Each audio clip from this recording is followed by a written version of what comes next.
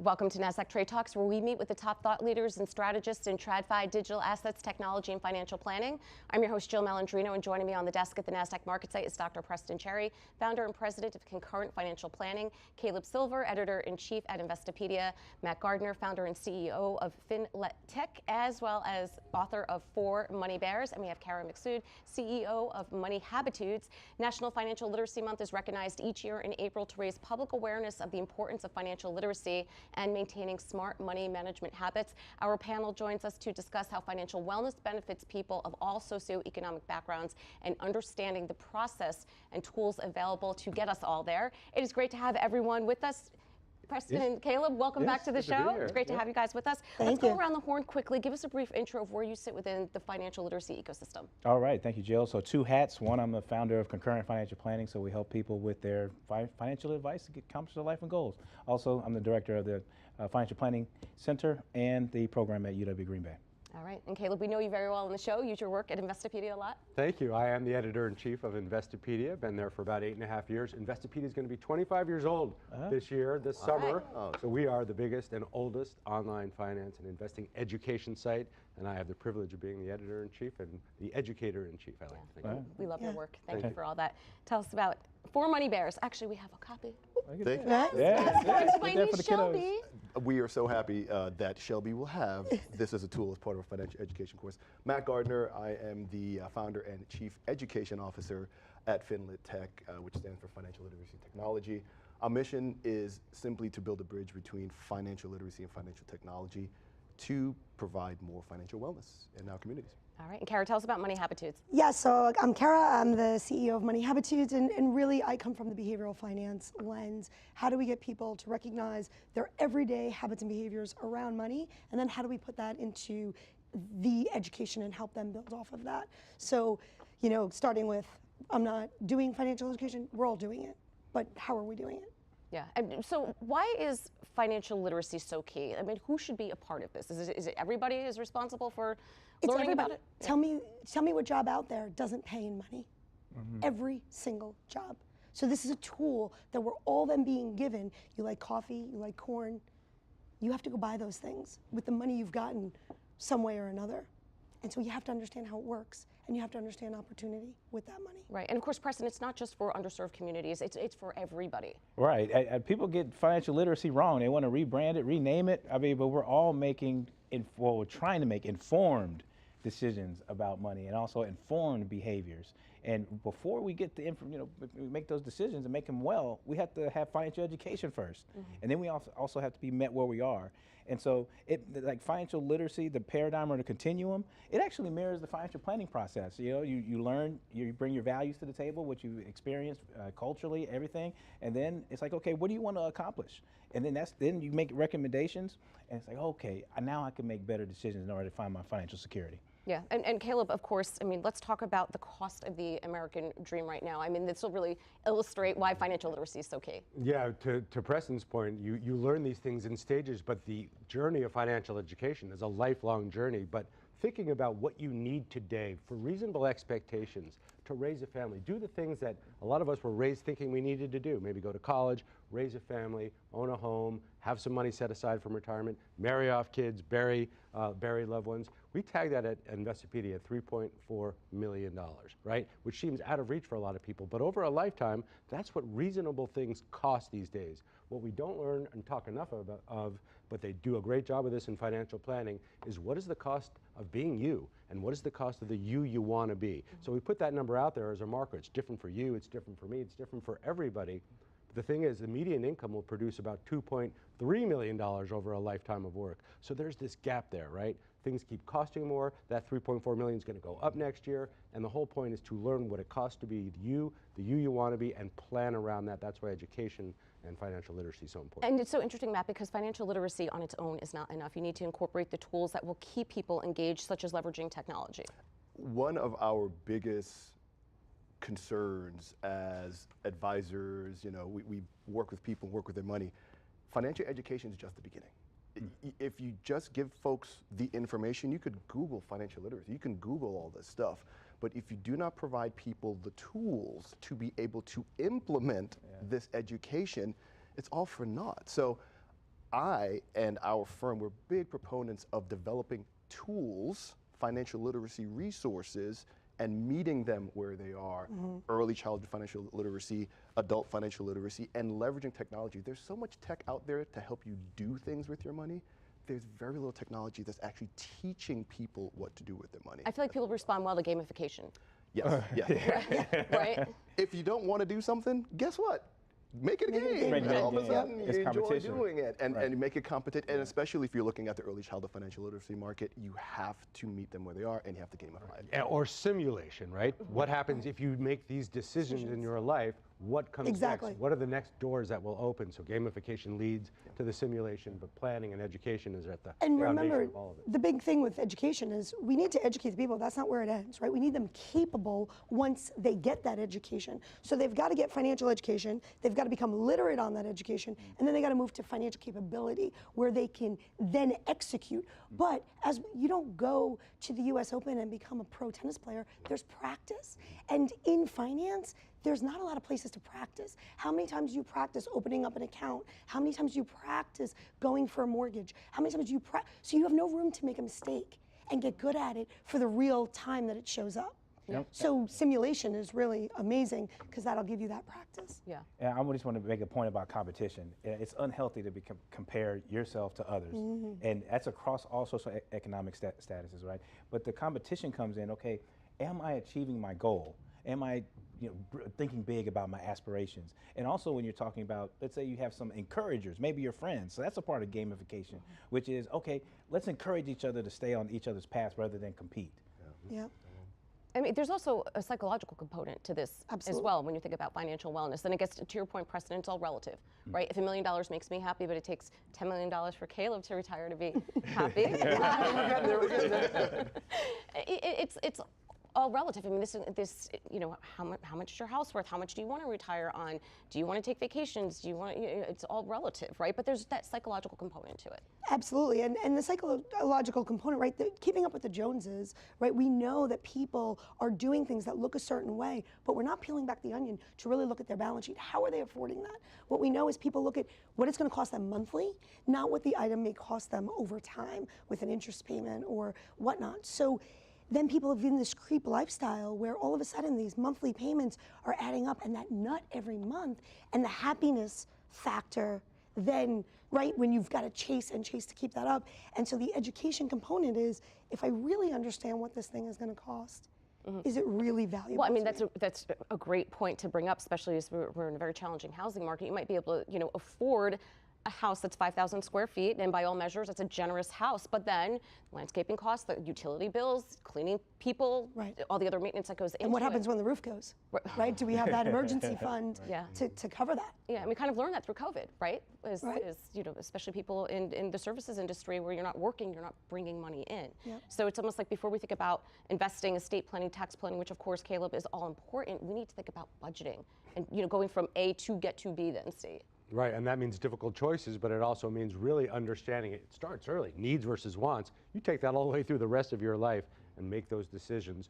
But what Cara was talking about, it's important because I always talk to a lot of teenagers about the difference between being rich and being wealthy, right? Rich is everywhere, especially around young people, especially on social media. People are constantly showing their drip, their whip, whatever. But being wealthy, right, is what you're able to keep, is what you're able to grow, is building generational wealth.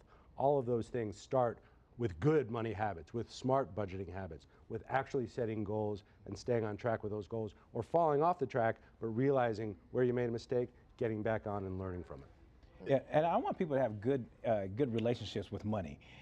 You don't have to be like extremely frugal in order to have an abundant life. You don't have to starve now, deprive now in order to feed your later. It's okay to spend money within a plan. And if you get healthy with spending money, also saving and investing, if they're partners, then you develop a better habit. You build, I'm worthy of living a certain lifestyle. Frugal means living within your means, not necessarily below. You don't have to live, but you don't have to force yourself. If you live within your means with a plan, then you can have the life that you want. Quickly, two things that have been mentioned by both Caleb and Preston are habits. If my 3 children were here right now, they're yes, Papa, we know. Good financial habits, become good financial behaviors, become good financial traits. The habits are what need to be instilled early, which is why we wrote the 4 Money Bears to show children from an early age, you have 4 options when it comes to your money. It's not just going and blowing it and maybe putting a piggy bank. There's this idea of concept of investing. You can actually have ownership in something. Your money can work and grow for you. This is the idea of altruism, of giving, why it's so important. I think the earlier we start these habits in people's lives, the better things will be. And let's right. And Caleb made a point about, or one of you made the point about a gig worker, or in COVID. I think the big thing we have to realize is financial education is not one size fits all, right? So a budget, what's going to look like for him, what's going to look for him, for myself, very different, based on the work that we do, based on the way the money comes in. And so I don't think we give a whole lot of room oftentimes, because we tell people there's a right or a wrong way. We use words like frugal, where then people want to call people cheap, right? This loud budgeting, which the kids are all using, I think it's a nice way for, whether I agree with it or not, it's a way for people to say, like, don't call me cheap. I'm telling you I'm budgeting for this thing. So I give that generation credit for learning to correct for, I don't want to be name called, right? Like I want to care about my future, and this is how I'm doing it. Right? And so I think we've got to look at financial education and say we need to give it a little bit of a massage so we can reach the people that don't fit in the squares perfectly. Right. It's personal finance. We call it personal finance for a reason, right? And a lot of it's not personal because it seems very scripted. You're right. Right. Well, Preston, you brought up a really interesting point where you don't have to do everything to the letter, or just because you're frugal doesn't mean you have to live or enjoy the means that you have, right? I recall something during COVID where they had these almost extreme savings plans where I could not enjoy anything, then I could retire at 45. It's almost like when you do these extreme diet fads. Right, that leads to binging, or it leads to other unhealthy behaviors. If you think about your financial health in that perspective, I thought that was so interesting that you don't have to be extreme. Yes, I thank you for that, and that's why explaining what things are. Frugal just means within. It doesn't mean below. So we don't actually have to have another term for it, right? Retirement doesn't mean you're going to be dead after 62 and not do nothing. It's just you chose your date. It could be 55, 50. Let's do a better job explaining what retirement is. Same for financial literacy. Informed decisions. It doesn't make one illiterate. It just do you have the education and also financial education, and then who you are, attitudes, experiences. So explaining what things are can be more applicable to people rather than creating all these fires and everything like that. There's like 600 fires now. We need to put some of them out. Well, that is one benefit to social media. You alluded to this before, Cara, that this generation has so much exposure to it because they have been raised as digital natives, for better or for worse. But that's kind of like TikTok has made it cool, right? It's okay to talk about money, and Caleb, we know this. Generations past, you didn't talk about money, and now it's the cool thing to do, which is a good thing. Yeah, we don't like talking about our finances or our health. Guess what are the two things that usually get us? And sometimes they're very connected, right? So having those conversations, family financial planning, talking about the status of things, being transparent. Where does the money come from? Where does the money go? How much does it cost to be us as a family? Super important around the kitchen table, but throughout your life and with your colleagues and your friends. Yeah, and to your point, starting early, whether it's compound investing or whether it's developing good habits, that's the key to all this. Starting it early and providing awareness and providing tracks and tools. I'll share a little bit about what we're working on at FinLitTech that we think can really, really help young people. There's a Cambridge study that came out that shows that a child's connectivity with money starts by age 7. So kudos to the 30 plus states that are requiring financial literacy courses by high school.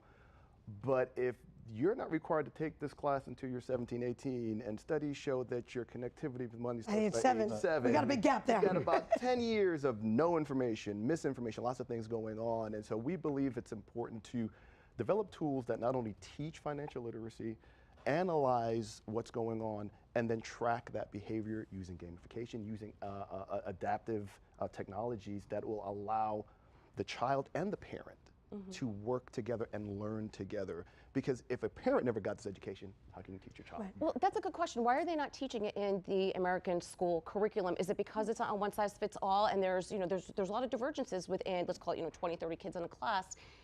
Are they not teaching it for that reason? I think society may just be downplaying or devaluing certain type of skill sets. I mean, these type of skill sets, and I'll say these here in a minute, but these self-worth, self-value, what are the things that you can build on as your human condition to then go out and be a better person and produce, produce your life well lived and all that. So what are these things that they're taking out of schools? Music, all right, art, home economics, gym class, right? So all of these things have been taken, money class. Those are essentials to building a better being so you can go out and do the work that you need to do. Yeah, I haven't used calculus in a while, Right.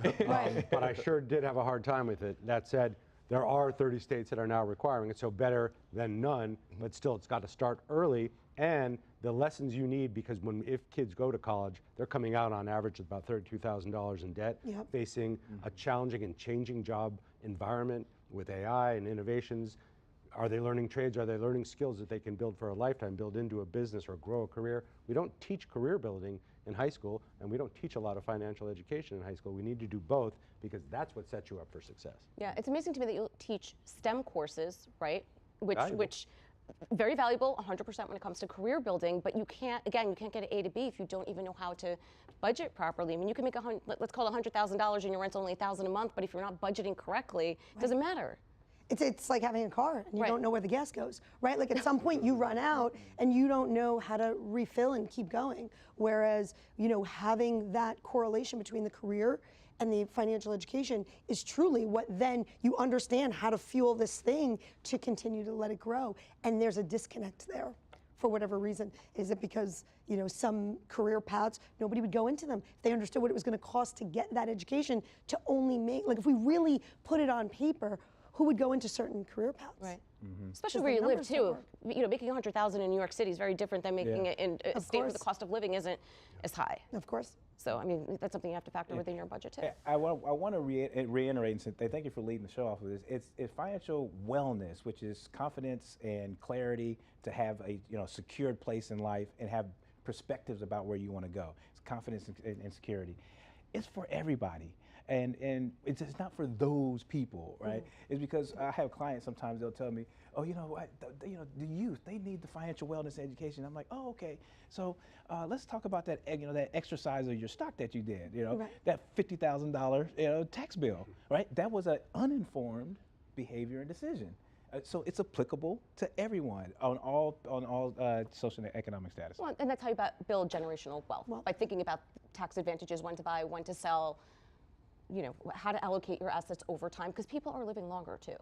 Absolutely. So the only way to get in front of that and the fact that our dollar is worth less every single year is by investing some way, right? We talk about investing in the stock market, investing in real estate, investing in something yourself so that you can overcome inflation and also build that wealth and then eventually have your money work for you, right? We spend the first part of our lives, our labor, earning our paychecks, while you got to be paying yourself so that your money starts working for you and eventually that takes over and does all the work. There's two things that hit me when I hear you two gentlemen talk, and it's just so great to knock these ideas back and forth. My first book is called Motivate Your Money. I talk about my Mac Nuggets, little words of wisdom over my 20 plus years in this business as a financial advisor. And the first Mac Nugget is your money can work harder for you than you can ever work for your money. Right. But people are not necessarily taught that, and so it's not part of their common wisdom. The second Mac Nugget is you cannot eat tomorrow what you did not plant yesterday.